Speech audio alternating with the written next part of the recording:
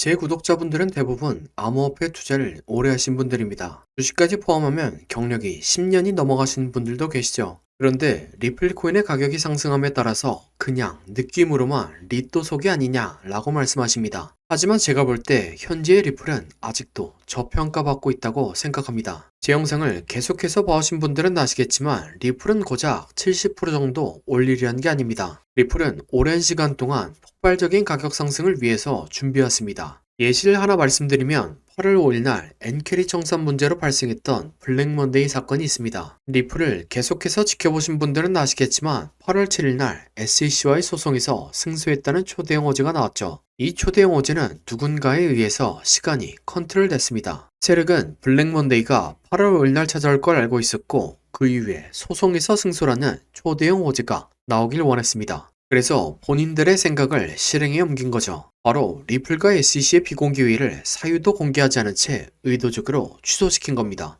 만약 세력이 의도적으로 비공개 회의를 취소하지 않았다면 7월 18일 날 정상적으로 비공개 회의가 이루어졌을 겁니다. 그리고 7월 말에 승소 뉴스가 발표됐겠죠. 그 다음 8월 5일에 블랙 먼데이가 찾아왔을 겁니다. 하지만 호재 이후에 악재가 나오는 것보다 악재 이후에 호재가 나오는 것이 세력의 입장에서 더 좋기 때문에 비공개 회의 시기를 컨트롤합니다. 7월 18일과 8월 1일 날 비공개 회의를 연속으로 사유도 공개하지 않은 채 의도적으로 취소시켰죠. 그 덕분에 7월 말에 나왔어야 될 호재가 블랙 먼데이 이후에 발표됐습니다. 결과적으로 세력은 힘들이지 않고 저렴한 가격에 리플 코인의 물량을 매집할 수 있었고 별다른 노력과 돈을 사용하지 않고 가격을 쉽게 들어올릴 수 있었습니다. 그리고 세력의 매집 타점은 이후로 한 번도 깨지지 않았으며 방금 말씀드린 내용은 빙산의 일각입니다.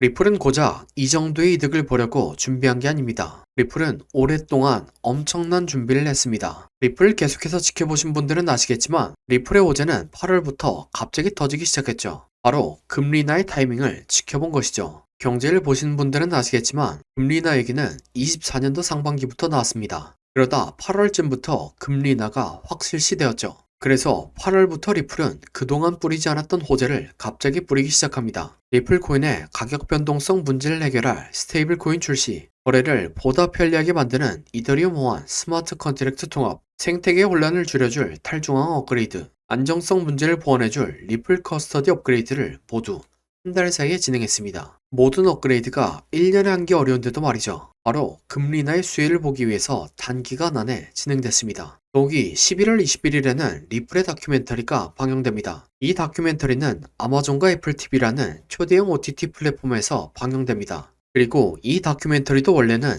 24년도 상반기부터 얘기가 나왔었죠. 하지만 금리 인하가 확 실시되자 8월 말에 방영을 확정지었습니다. 참고로 말씀드리면 암호화폐 시장에서 이 정도 수준의 다큐멘터리가 제작됐던 것은 비트코인밖에 없습니다. 정리해보면 리플은 최고 수준의 업그레이드와 홍보를 계획에 맞춰 준비했습니다. 그리고 엄청난 돈과 시간을 사용했죠. 트럼프의 당선 효과 말고도 리플 스스로의 준비가 워낙 탄탄하기 때문에 지금 리플이 보여주고 있는 상승은 거품이 아니라 빙산의 일각이라고 생각합니다. 다음으로 리플의 차트 분석입니다. 리플은 2018년부터 고점은 점차 낮춰가고 저점은 점차 높여가는 삼각 수렴을 진행하고 있습니다. 전형적인 세력들이 매집을 하면서 나타나는 패턴 중 하나죠. 이렇게 수렴과 매집이 다 끝나니까 리플이 SEC와의 소송에서 승소했다는 뉴스와 함께 추세를 상승으로 전환시키는 차트가 나왔습니다. 차트 공부를 많이 하신 분들은 아시는 충격 파동이죠. 이 패턴이 나오면 저점을 깨지 않고 고점을 추가적으로 갱신합니다. 충격 파동 이후에 이론대로 조정 파동을 그렸지만 저점을 깨지 않았고 강세장의 비율과 형태까지 만들어냈습니다. 또한 플랫 파동이 임펄스보다 훨씬 오랜 기간 동안 진행되었으며 이 파가 가장 자주 완성되는 618에서 조정이 마무리되고 강한 상승 파동을 만들어냈습니다. 그래서 현재 1파보다 훨씬 거대한 형태의 3파가 만들어지고 있다는 관점입니다. 그래서 임펄스 이후의 조정을 기다리고 다시 한 번 더 코인을 모으는 게 손익비상 좋다고 생각합니다. 이러면 다른 사람들이 돈 벌 때 나는 못 번다는 생각 때문에 힘들어하시는 분들이 계시죠. 그래서 제가 빠르게 돈을 벌어다 줄 코인을 가져왔습니다.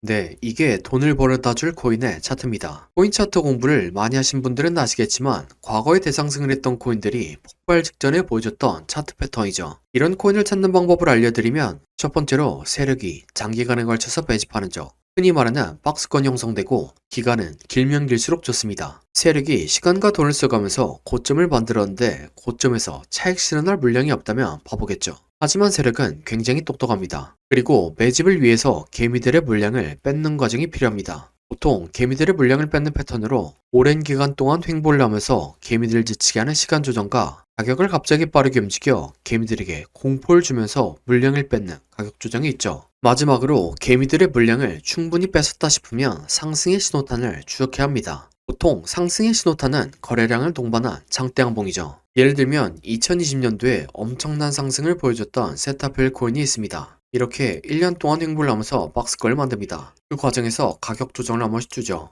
물량이 다 보였다 싶으니까 거래량을 터뜨리면서 장대 양봉을 만듭니다. 하지만 곧바로 가격을 떨구면서 개미들을 털죠. 그래도 이전 거래량을 죽이지 않고 이전 박스권에서 다시 한번 지지합니다. 네, 세타퓨엘은 12,000% 상승했습니다. 같은 방법으로 도지코인 역시 2년 동안 횡보를 하고 가격 조정을 주고 거래량 터뜨린 다음 상승, 개미 털기, 이전 박스권에서 지지. 도지코인은 54,000% 상승했습니다. 마찬가지로 칠리지 역시 2년 동안 횡보를 하고 가격 조정을 주고 거래량 터뜨린 다음 상승, 개미 털기, 이전 박스권에서 지지. 칠리지는 57,000% 상승했습니다. 그럼 제가 발굴한 좋은 코인을 함께 살펴보시죠. 3년 동안 횡보를 하면서 박스권을 만듭니다. 그리고 그 과정에서 가격 조정을 한 번씩 주죠.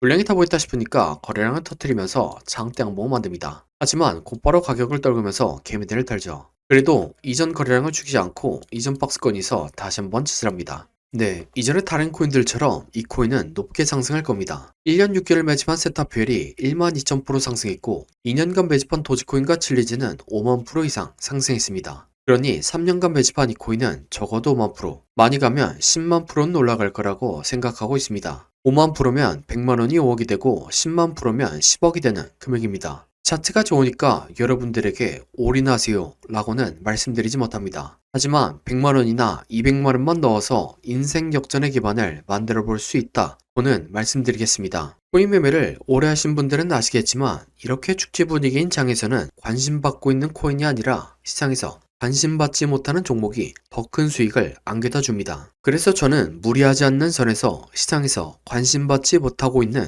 이 코인을 매수해 보려고 합니다. 저와 함께 이 코인을 매수해 보실 분은 화면에 나오는 010-8236-2988번호로 30이라고 문자 주시기 바랍니다. 그러면 제가 여러분들이 구독자인 것을 알아보고 바로 코인 이름을 문자 드리겠습니다. 마지막으로 구독과 좋아요 부탁드리며 다음 영상으로 찾아뵙겠습니다.